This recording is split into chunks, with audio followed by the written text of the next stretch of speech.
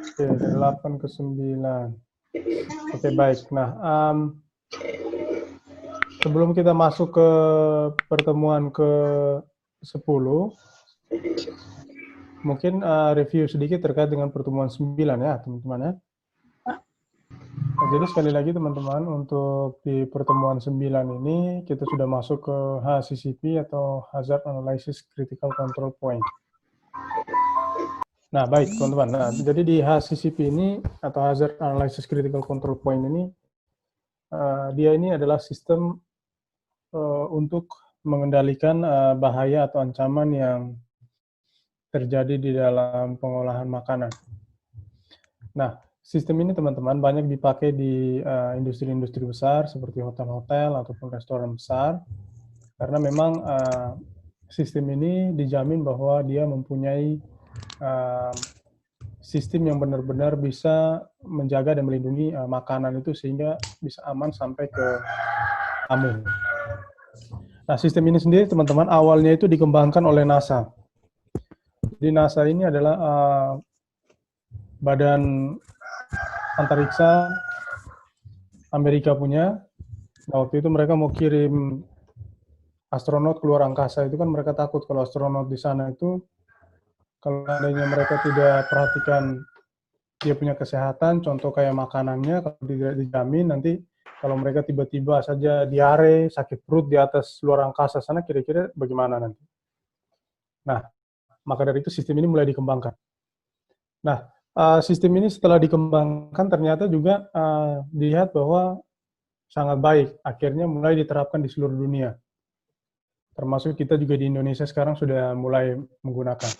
Jadi kalau teman-teman mungkin ada yang punya kenalan kerja di hotel-hotel, kayak kalau di Kupang ini seperti kayak Aston atau Neo, nah bisa teman-teman tanyakan, itu biasanya mereka pakai sistem ini juga, sistem HACCP.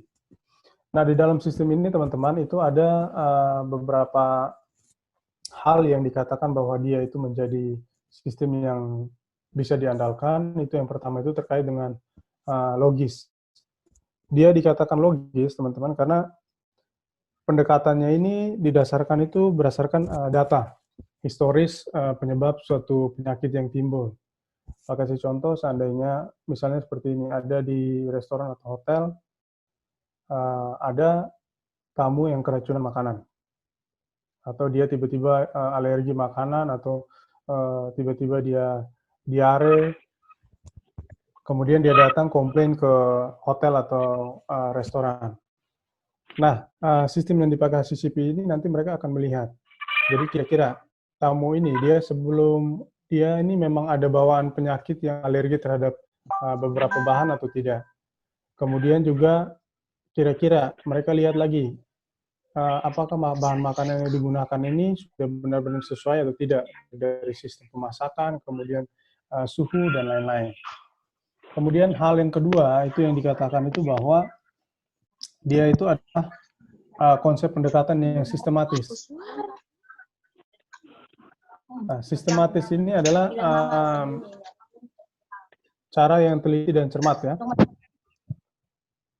Cara yang teliti dan cermat itu dia artinya apa? Dia melihat tahap demi tahap. Jadi kalau misalnya kemarin yang teman-teman Pak sudah kasih tahu bahwa keamanan pengolahan makanan itu di materi sebelum kita join di Clouds ini,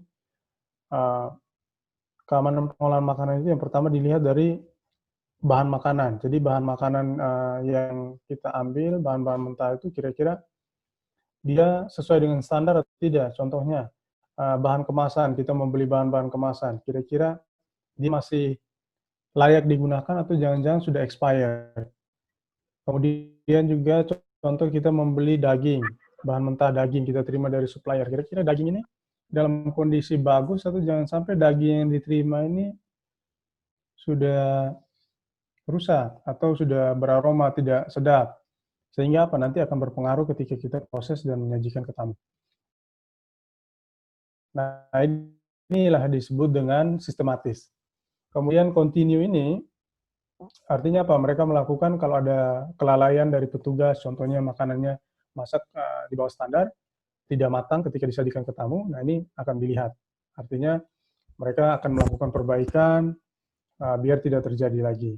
Kemudian komprehensif, komprehensif ini terkait dengan bahan-bahan makanan yang digunakan, kemudian pengolahan, kemudian dan proses ya teman-teman. Nah ini kurang lebih pendekatan yang digunakan dalam HACCP. Mungkin teman-teman sudah baca juga. Kalau ada pertanyaan langsung ya, silakan. Yang berikutnya yaitu teman-teman, prinsip HACCP ini ada 7, ya. Ada 7 prinsip, cuman di sini Pak sesuaikan dengan kita punya bidang di perhotelan, dan ini biar untuk teman-teman informasi saja, jadi Pak masukin 2 yang menurut Pak berdasarkan pengalaman Pak di industri, 2 hal ini yang cukup penting untuk awal kita pahami. Yang pertama itu yaitu prinsip yang pertama itu terkait dengan analisis bahaya. Nah kalau teman-teman lihat HACCP kan ada HA, CCP ya. Nah, HA-nya itu adalah hazard analysis. Nah, itu adalah prinsip pertama. Adalah identifikasi atau analisis bahaya. Nah, jadi kalau yang sudah sempat baca, bahaya ada berapa, teman-teman? Jenis bahaya dalam pengolahan makanan ada berapa? Ada 3, Pak. Oke, siap, mantap. Nah, jadi ada 3. Bahaya yang pertama itu ada microbiology atau bahaya biologis, kemudian yang kedua itu adalah bahaya kimia, dan yang ketiga adalah bahaya fisik. Nah, mungkin ada yang bisa kasih contoh, kira-kira kalau menurut teman-teman, bahaya mikrobiologi seperti apa? Silakan, mungkin ada yang bisa kasih contoh.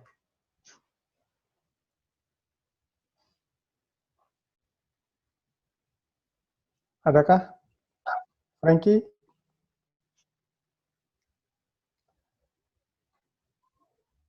Bahaya biologis atau bahaya? Pas ya? Ya. Oke.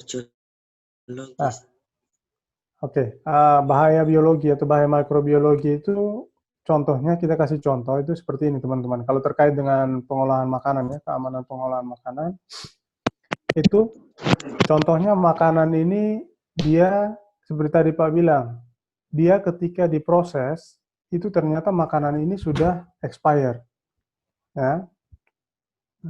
Atau makanan ini sebenarnya sudah tidak layak untuk dikonsumsi, tapi masih tetap disajikan ke tamu.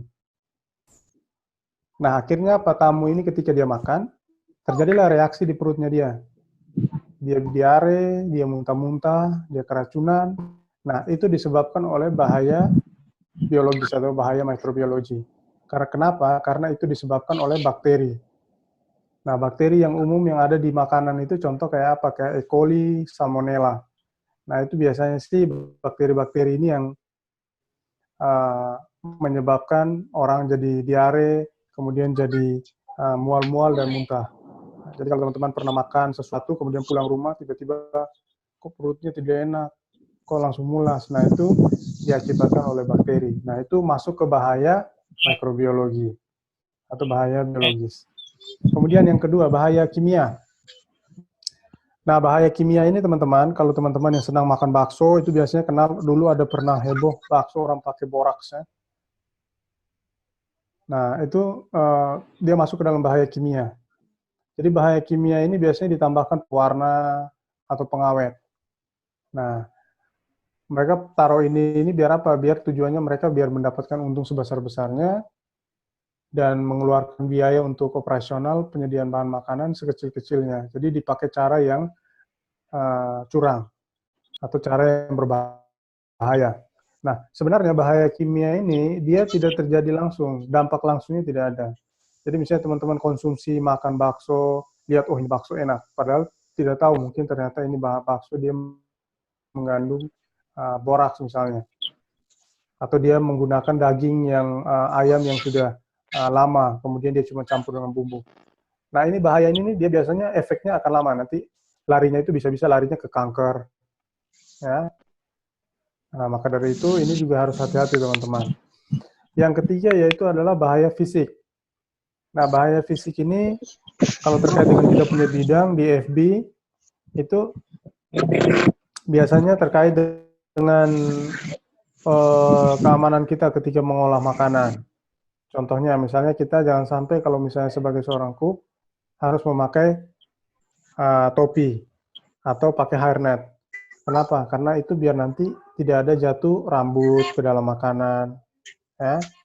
Kemudian juga contohnya ketika membuat minuman atau menyiapkan makanan, kita juga memperhatikan alat-alat yang digunakan.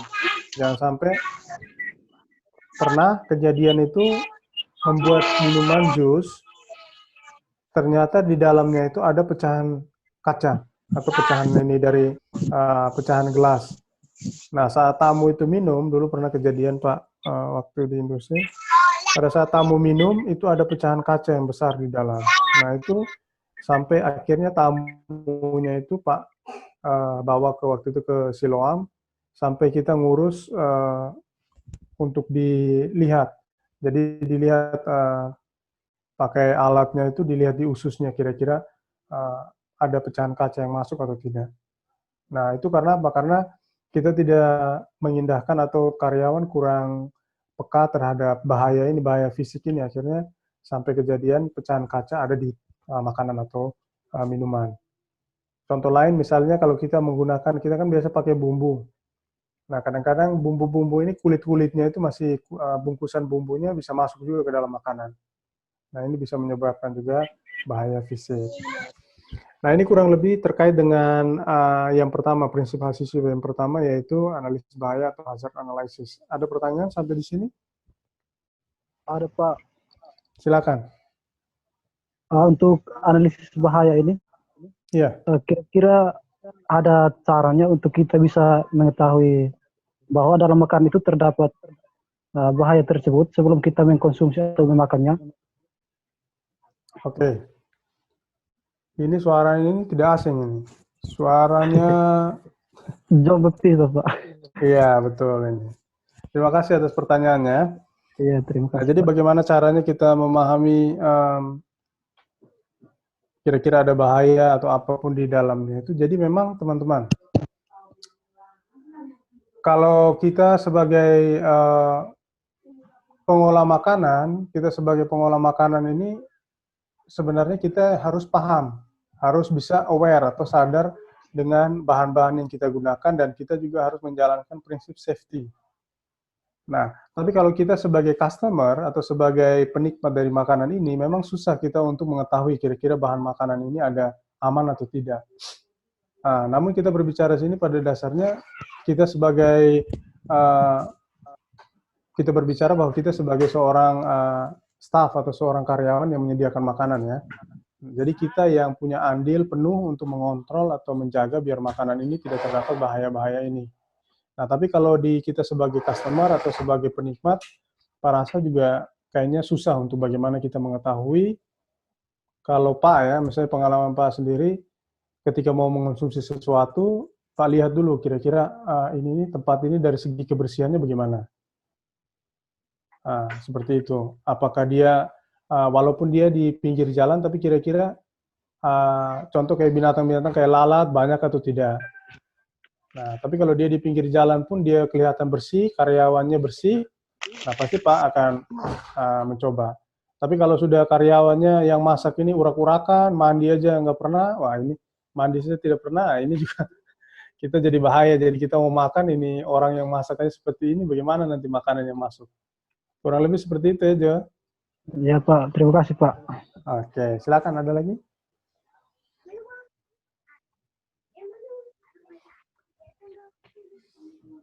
Saya, Pak. Ya, silakan. Siapa ini? Yohana mau, Pak. Oh, Yohana mau, silakan Yohana mau. Saya mau bertanya, Ya. bagaimana jika terjadi pelanggaran terhadap Undang-Undang K3? Misalnya, pengusaha tidak menyediakan alat penyelamatan kerja, atau perusahaan tidak memeriksakan kesehatan dan kemampuan fisik pekerja. Oke, baik. Bagaimana? Nah, kalau kita bicara secara hukum, terima kasih Yohana mau untuk pertanyaannya. Ya, Jadi Pak. kalau kita bicara terkait dengan hukum, nah ketika undang-undang menyatakan bahwa standar sebuah perusahaan itu harus seperti ini, dan kemudian tidak dijalankan, nah itu secara hukum sebenarnya sudah salah ya, teman-teman. Ya, Pak.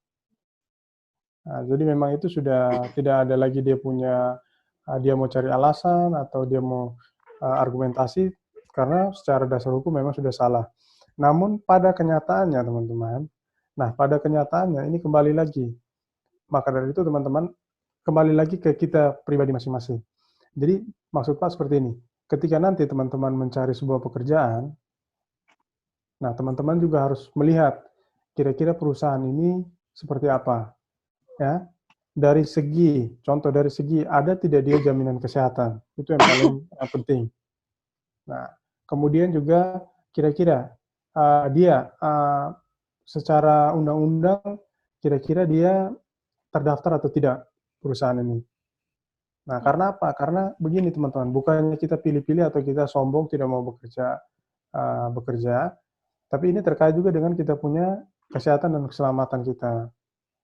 Nah, karena apa? Kalau seandainya suatu saat di dalam perjalanan terjadi sesuatu hal, contohnya misalnya kita di sebuah perusahaan, kita kerja, kita tidak melihat lagi di situ ada tidak BPJS Ketenagakerjaan. Nah, perusahaan itu wajib, BPJS Ketenagakerjaan itu wajib harus ada. Nah, itu fungsinya untuk apa? Fungsinya adalah untuk melindungi kita sebagai pekerja. Kalau misalnya tiba-tiba tadi Yohana mau berangkat dari rumah, mau ke tempat kerja, misalnya ya, ini kita tidak, ini contoh aja, misalnya tiba-tiba terjadi kecelakaan, kemudian harus dilarikan ke rumah sakit dan harus operasi. Nah, ini kalau seandainya perusahaan ini dia tidak terdaftar dan dia tidak memiliki BPJS Ketenagakerjaan, nah ini kita yang nanti akan tanggung biaya semua. Dan perusahaan, kita tidak bisa menuntut perusahaan. Karena apa? Di kontrak awal kita sudah menyetujui segala syarat dan ketentuan yang berlaku apapun yang ada di perusahaan ini, dan kita tidak menanyakan kira-kira hak dan kewajiban kita itu apa saja. Maka dari itu, setiap kali kita bekerja nanti, harus menanyakan kira-kira hak dan kewajiban kita apa.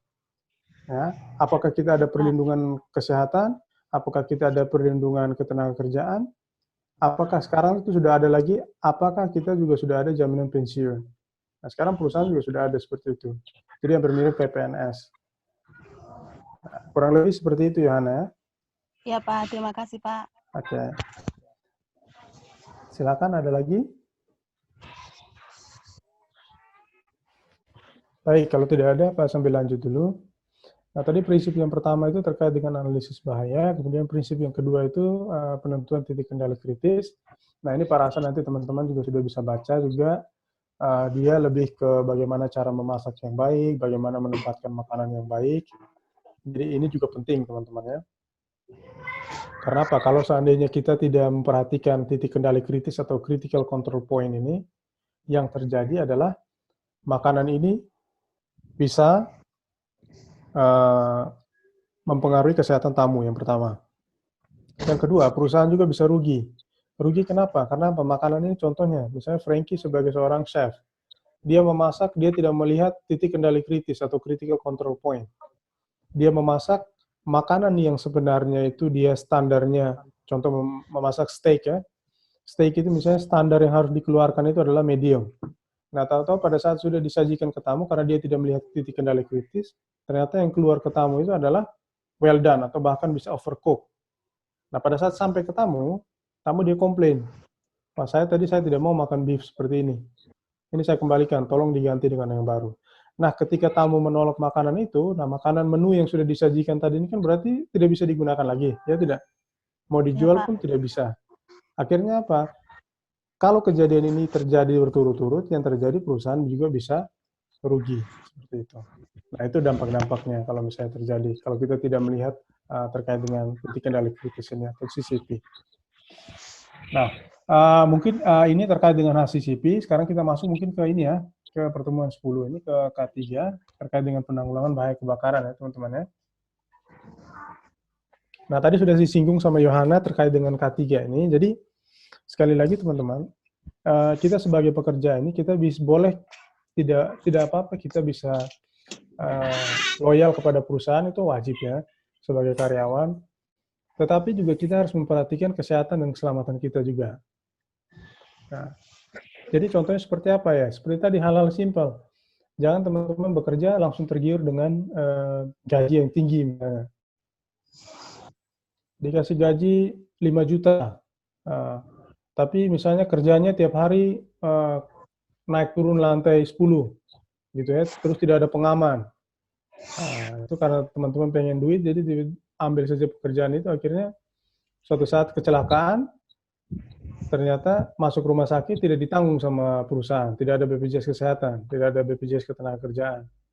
Nah, akhirnya yang rugi teman-teman hanya untung sesaat saja, tapi belakangannya malah rugi, dan bahkan tidak ada santunan apa-apa dari perusahaan. Nah, baik kalau misalnya kecelakaan itu langsung sembuh, tapi kalau kecelakaan berakibat sampai teman-teman cacat, misalnya kehilangan teman-teman punya panca indera, nah, ini kan akhirnya teman-teman juga tidak bisa bekerja lagi, dan akhirnya ya sudah tidak bisa buat apa-apa lagi, seperti itu. Nah, maka dari itu teman-teman, K3 kita masuk ke K3 ini, yang pertama Pak masukkan di sini adalah terkait dengan penanggulangan bahaya kebakaran. Nah, ini menurut International Labour Organization atau organisasi Serikat Pekerja Dunia, ILO, itu bahaya kebakaran ini dia merupakan salah satu bahaya yang sering terjadi di industri. Bahkan dia menempati urutan ketiga, ya, di bawah bencana alam kayak tsunami, longsor, gempa, dan lain-lain.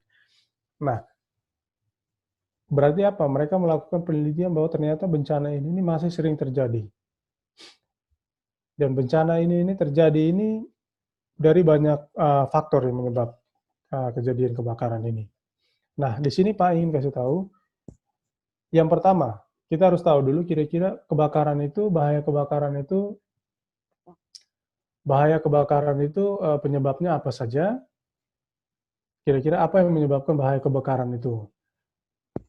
Ini ada 3 hal di sini teman-teman yang menyebabkan bahaya kebakaran itu. Jadi yang pertama itu adalah bahan yang mudah terbakar.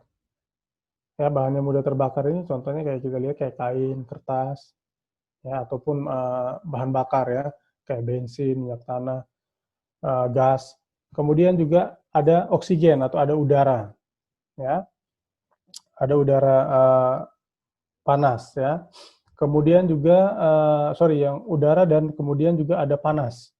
Nah, panas ini juga dapat menyebabkan kebakaran. Contohnya kita lihat kejadian kebakaran yang terjadi di Australia yang kalau tidak salah kemarin itu karena suhunya terlalu panas ya, suhunya terlalu panas sehingga hutan terbakar. Nah, berarti apa? Ternyata juga bisa terjadi karena suhu terlalu panas juga. Nah, contoh lain misalnya kayak HP kita kalau terlalu panas juga teman-teman baca berita itu kan ada yang sampai meledak juga. Karena saking panasnya akhirnya meledak menyebabkan kebakaran. Nah, jadi 3 unsur ini yang ketika nanti kita bekerja itu kita harus pahami baik-baik. Jadi kita harus lihat baik-baik. Oh, ini jangan sampai nanti kita menyimpan barang-barang yang mudah terbakar itu dekat dengan api misalnya, atau dekat dengan benda-benda yang bisa menyebabkan kebakaran itu. Nah, kemudian teman-teman, di sini kita harus cari tahu juga kira-kira bahan-bahan yang mudah terbakar itu apa saja, atau yang dapat dikatakan bahan bakar. Jadi di sini bahan bakar itu dibagi menjadi 3 bagian. Itu yang pertama adalah bahan bakar padat. Bahan bakar padat itu contoh kayak plastik, serat kayu, ya. Kemudian juga bahan bakar cair itu seperti kayak bensin, ya, minyak tanah. Bahan bakar gas itu ya seperti yang kita ketemui kayak kita punya tabung gas. Kalau yang merokok biasanya lihat coba itu ada peteknya itu kan biasanya itu mengandung gas juga, itu mudah terbakar. Nah, inilah disebut dengan bahan-bahan bakar. Nah, kemudian ada suara. Kemudian pertanyaan berikutnya adalah, terus Pak, bagaimana cara kita mengatasi biar kalau seandainya terjadi kebakaran, cara kita untuk mengatasi seperti apa? Apakah kita harus lari dari kenyataan, ataukah kita diam-diam saja? Nah, jadi di perusahaan teman-teman, kalau kita seandainya suatu saat terjadi kebakaran, hal yang pertama yang bisa kita lakukan adalah kita berusaha untuk memadamkan. Nah, memadamkan ini caranya bagaimana? Cara yang paling simpel itu yang ditunjukkan oleh Dinas Pemadam Kebakaran itu adalah ada kain tebal, kita celupkan ke air, ya, kemudian kita tutup sumber api tersebut. Misalnya kalau di kompor, ketika ada api atau api yang menyala, kita pakai kain apapun itu yang tebal, kita celupkan ke dalam air, kemudian kita langsung tutupkan kain tersebut di api. Nah, namun ini juga harus berhati-hati karena kita harus perhatikan juga api ini kira-kira kita harus lihat api ini, kondisi api ini. Jadi jangan sampai apinya sudah terlanjur besar, kemudian oh ya ini menurut penjelasan Pak Sandro bahwa hal pertama yang kita bisa buat yaitu kita pakai kain saja, kain tebal, kita celup ke air, kemudian kita tutup, ternyata apinya sudah tinggi hampir 2 meter apinya. Nah, itu yang terjadi apa? Teman-teman juga bisa celaka. Sarannya lebih baik ketika api sudah tinggi seperti itu atau sudah besar, harus menyelamatkan diri. Ya, biar nanti petugas pemadamnya akan datang menyelamatkan. Seperti itu. Nah, kalau di industri itu ada beberapa alat yang bisa digunakan. Yang pertama itu nanti alat-alat yang teman-teman akan familiar dengan itu adalah APAR. APAR itu adalah alat pemadam api ringan. Nah, alat pemadam api ringan ini kalau teman-teman pergi ke hotel atau rumah sakit atau ke mall, teman-teman lihat di sudut-sudut tertentu ada tabung gas merah kecil ya. Dia ukuran tidak terlalu besar, ukurannya mungkin seperti ini. Nah, itu biasanya mereka taruh di pojok-pojokan tertentu, di area-area yang rawan dengan kebakaran. Jadi, dan mudah diambil. Jadi, APAR ini, teman-teman nanti juga bisa lihat di link video yang Pak bagikan, di situ ada petunjuknya juga. Itu nanti itu dipakai untuk memadamkan api yang sifatnya juga masih ringan. Jadi, tipenya juga tipe yang ringan. Nah, itu untuk penyelamatan pertama. Yang kedua, alat yang kedua itu yang teman-teman bisa ketemukan, yaitu sprinkle atau smoke detector. Nah, sprinkle ini kalau teman-teman mau lihat modelnya seperti apa, bisa browsing di internet juga. Kalau tidak, kalau pas teman-teman lagi jalan-jalan ke mall, ke hotel-hotel, atau ke pusat perbelanjaan, teman-teman coba lihat di bagian atas. Nah, biasanya di langit-langit itu ada semacam besi kecil yang keluarnya. Nah, dia besi kecil saja, tapi bentuknya kayak bunga gitu. Nah, ini dia fungsinya adalah untuk mendeteksi panas. Ketika ada panas yang berlebihan mencapai suhu tertentu, sensornya akan meledak, dan ketika sensornya meledak, dia akan menyemburkan air. Nah, itu namanya sprinkle. Kemudian juga kalau smoke detector. Smoke detector ini dia sudah namanya smoke itu kan asap ya, pendeteksi asap. Ketika nanti terjadi asap terlalu banyak, alarmnya akan berbunyi. Nah, ini untuk pertolongan pertama. Nah, yang berikutnya yang bisa teman-teman temui yaitu hydrant. Hydrant ini alat pemadam api dengan tipe klasifikasi api yang besar. Jadi dia biasanya kalau teman-teman mau lihat itu, teman-teman ke pompa bensin, kalau pas lagi isi bensin, teman-teman coba lihat di sekitar pompa bensin itu ada tulisan hydrant. Ya. Atau di bandar udara biasanya itu tempat-tempat yang rawan seperti itu, mereka taruh hydrant. Nah, tapi beberapa perusahaan kayak hotel, restoran besar juga mereka siapkan titik hydrant. Nah, ini biasanya dia semburan tenaganya itu kuat seperti kayak mobil pemadam kebakaran, mobil tangki. Seperti itu. Nah, ini kurang lebih terkait dengan penanggulangan kebakaran.